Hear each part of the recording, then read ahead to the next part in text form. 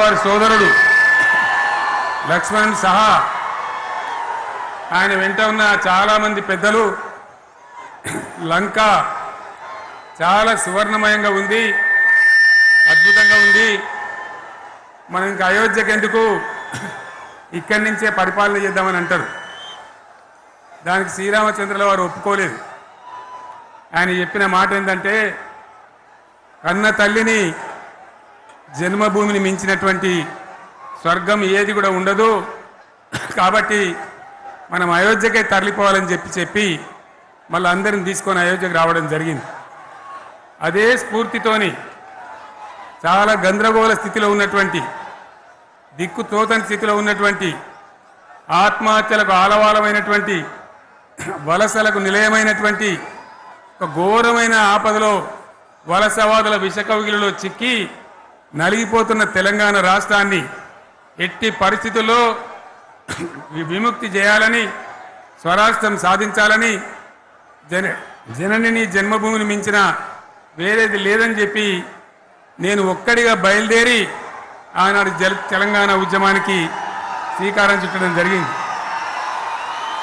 25 ఏళ్ల క్రితం, దయచేసి మీరు గొడవ బంద్ చేయాలి ఏమనుకోవద్దు, సభలో చాలా మంది ఉన్నారు, లక్షల మంది ఉన్నారు, మీరు ఆపాలి ప్లీజ్. ఒకటే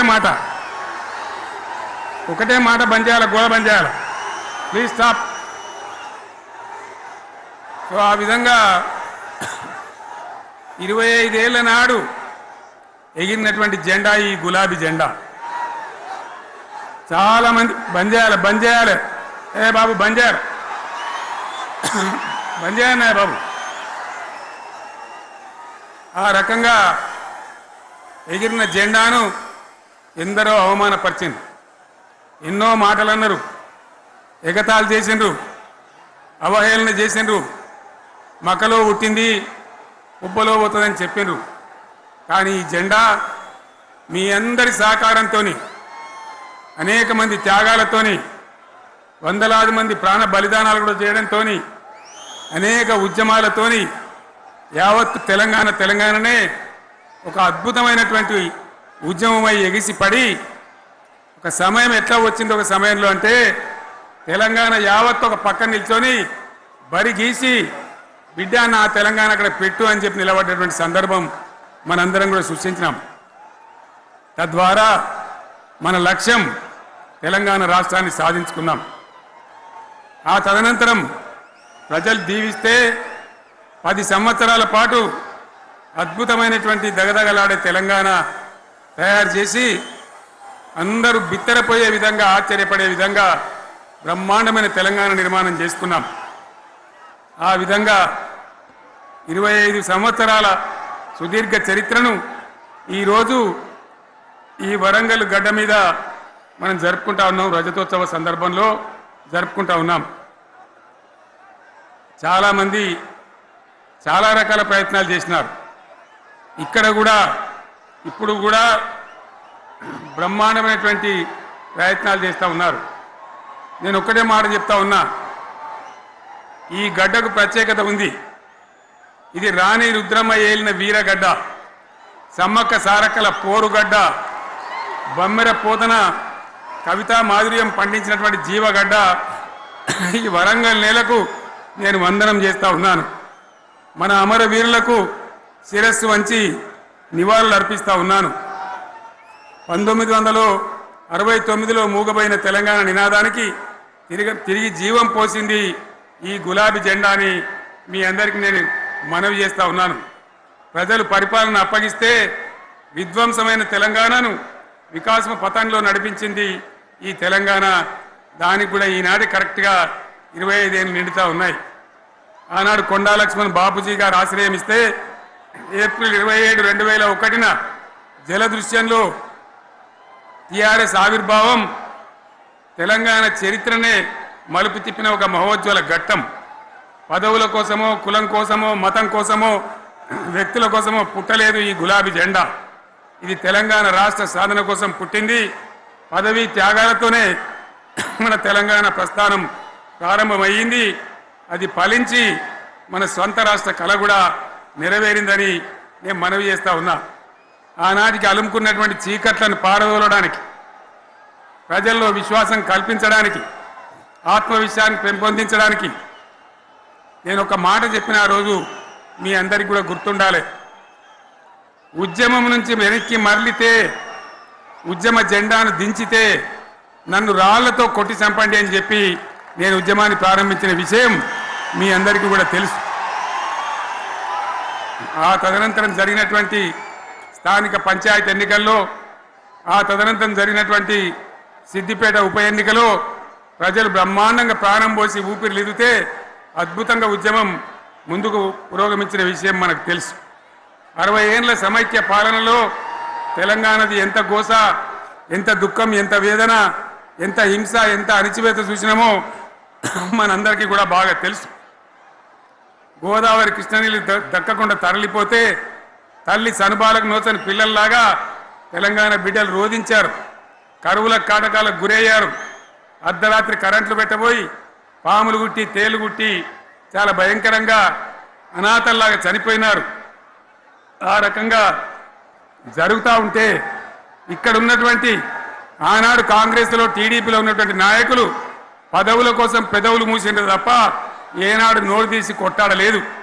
గులాబీ జెండా ఎగిరేదాకా కనీసం తెలంగాణ సోయిని కూడా ప్రదర్శించలేకపోయినారు.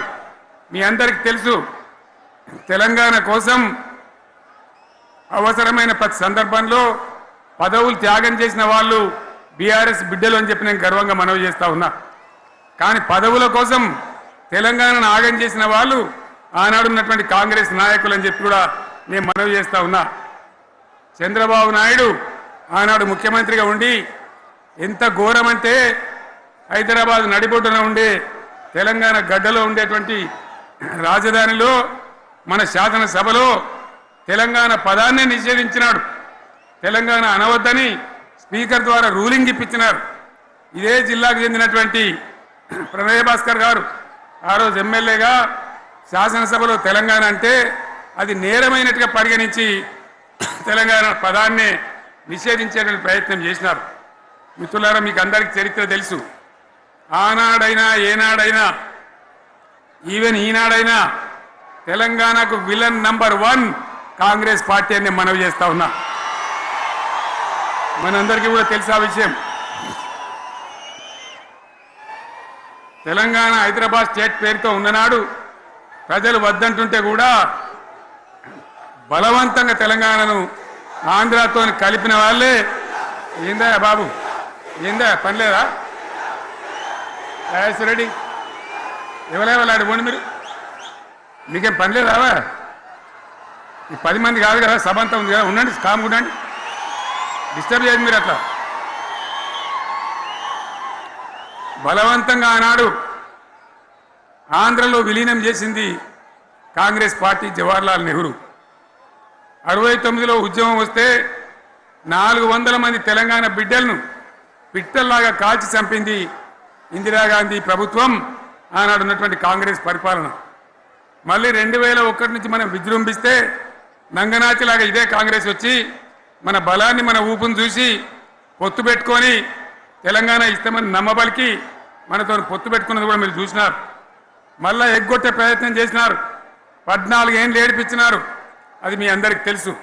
వాళ్ళు ఎట్టెట్లా చేస్తూ ఉంటే వాళ్ళ మోసాన్ని కప్పేయడానికి నేను ఇదే జయశంకర్ సార్ కలిసి 36 పార్టీలతోని సమ్మతి లేఖలు తెచ్చినాం. దేశ రాజకీయ వ్యవస్థను మొత్తం ఒప్పించినాం, కాంగ్రెస్ మెడలు వంచినాం. అప్పటికి కూడా ముందుకు రాకపోతే కేంద్ర మంత్రి పదవుల్లో ఉన్నటువంటి మేమందరం, ఇక్కడ రాష్ట్రంలో మంత్రులుగా ఉన్నటువంటి మిత్రులు అందరం కూడా రాజీనామాలు వాళ్ళ ముఖాన కొట్టి బయటకు వచ్చి మళ్ళా ఉద్యమ జెండాలు పట్టుకున్నాం. ఆ తర్వాత కూడా కదిలిసి రాకపోతే నేను ప్రాణాలకు తెగించి చివరికి ఆమరణ దీక్షకు పొందుకున్న సంగతి కూడా మీకు తెలుసు. ఆ సందర్భంలో భయపడ్డ కాంగ్రెస్ పార్లమెంట్లో ప్రతిపక్షాలన్నీ కాంగ్రెస్ గొంతు పట్టుకుంటే అప్పుడు దిగివచ్చి తెలంగాణ కోసం ప్రకటన చేసిన విషయం మీకు తెలుసు. మళ్ళీ ప్రకటన వెనక్కి తీసుకొని మళ్ళా వెనుకకు పోయినారు. ఆ తర్వాత సకల జనుల సమ్మె కావచ్చు, సాగర హారాలు కావచ్చు, వంట వార్పులు కావచ్చు, అనేక రూపాలలో విజృంభించి మళ్ళీ భయంకరమైన పోరాటం చేసినాం. మళ్ళీ 3 ఏళ్ల తర్వాత వాళ్లకు రాజకీయ అవసరం ఏర్పడి ఆనాడు వచ్చి మళ్ళీ తెలంగాణ ఇస్తామని ప్రకటించి వాళ్ళకి ఇష్టం లేకపోయినా తెలంగాణ సృష్టించినటువంటి ఆ సుడిగార్పులు తట్టుకోలేమని భయపడి తెలంగాణ ఇచ్చిన విషయం కూడా మీకు తెలుసు. తదనంతరం ప్రజలు మనకు అధికారం ఇచ్చినారు. దాన్ని మనం ఏదో అధికారం అనుభవించడానికి తీసుకోలే, బాధ్యతగా తీసుకున్నాం. ఎంత బ్రహ్మాండంగా పనిచేసినాం. రాష్ట్రాన్ని మన చేతిలో పెడితే ఎక్కడున్న తెలంగాణను ఎక్కడ తీసుకొని పోయినాం. అనేక రంగాలలో please please please please please ఒకటే మాట, ఏ బాబు ఇక్కడ నేను మాట్లాడుతున్నా, అక్కడ మీరు మాట్లాడుతున్నా, మీకు ఏమైనా అర్థం ఉన్నదా? ఏది అర్థం కావాలి ప్రజలకు? ఏం పని లేదావా? ఇదేం పద్ధతి? మీరు పార్టీ కార్యకర్తలేనా? సైలెన్స్ ఉండండి. అంతమంది నన్ను లక్షల మందిలో మీరు 10 మంది ఏందా ఇక్కడ? 10 నిమిషాలు సైలెంట్గా ఉండలేరా? చివరిలో బాగా చెప్తాం, స్లోగా అద్భుతంగా దుంకుదాం, స్టేజ్ ఎత్తు దుంకుదాం. మీరు బాధ్యత చూడాల్సింది ఏంటంటే మీరు అరవడం బంద్ చేయండి. ఇంతమంది ఉన్నారు, ఏం సీఎం పనిలేదు.